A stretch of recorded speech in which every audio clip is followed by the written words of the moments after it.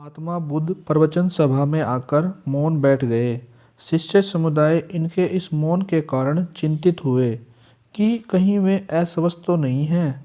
आखिर एक शिष्य ने पूछ ही लिया, भंते, आप आज इस तरह मौन क्यों हैं?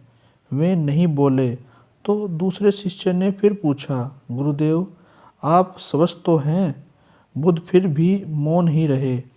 इतने में बाहर से एक व्यक्ति ने जोर से पूछा, आज आपने मुझे धर्मसभा में आने की अनुमति क्यों नहीं दी? बुद्ध ने कोई उत्तर नहीं दिया और आंखें बंद कर ध्यानमग्न हो गए।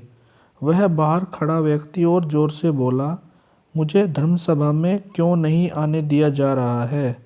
धर्मसभा में बैठे बुद्ध के शिष्यों में से एक ने उसका समर्थन करते हुए कहा, भंते, उसे धर्मसभा में आने की अनुमति प्रदान कीजिए।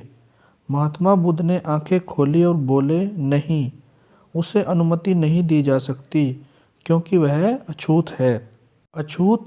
मगर क्यों? सारे शिष्य सुनकर आश्चर्य में पड़ गए कि भंते यह छुआछूत की बात कब से मानने लग गए। महात्मा बुद्ध ने शिष्य समुदाय के मन के भावों को तोड़ते हुए कहा, हाँ, वह अछूत है। वह आज अपनी पत्नी से लड़कर आया है। क्रोध से जीवन की शांति भंग होती है। क्रोधी व्यक्ति मानसिक हिंसा करता है। इस क्रोध के कारण ही शारीरिक हिंसा होती है। क्रोध करने वाला अछूत होता है क्योंकि उसके विचार तरंगे दूसरों को प्रभावित करती हैं। उसे आज धर्मसभा से बाहर ही रहना चाहिए। उसे वहाँ खड़े रहकर पश्चाताप की अग्नि में तप कर शुद्ध होना चाहिए। शिष्यगण समझ गए कि अस्पृश्यता क्या है और अछूत कौन है। उस व्यक्ति को भी पश्चाताप हुआ।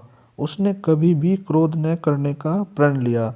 बुद्ध ने उसे धर्मसभा में आने की अनुमति प्रदान की। अतः इस कहानी से यह बोध होता है कि क्रोधित व्यक्ति स्वयं को एवं दूसरों को नुकसान पहुंचाता है। इसलिए जब हमें क्रोध आता है तो शांत रहना चाहिए। तब वह क्रोध धीरे धीरे समाप्त हो जाता है। धन्यवाद दोस्तों। यह कहानी अच्छी लगी हो तो प्लीज़ मेरे चैनल को सब्सक्राइब कीजिए।